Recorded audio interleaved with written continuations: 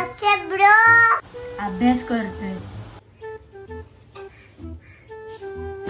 हे कोणाची वही आहे? मित्राची. कॉपी करतोय. करावी लागते. का? शाळेत नव्हतो गेलो काल. का?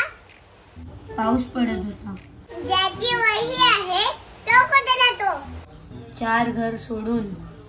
मग तुमच्या 4 घरावर पाऊस पडला काय?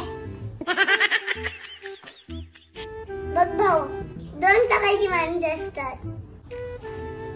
एक पुरुषांना आपलं हेल्मेट घालतात आणि दुसरे स्वतःसाठी.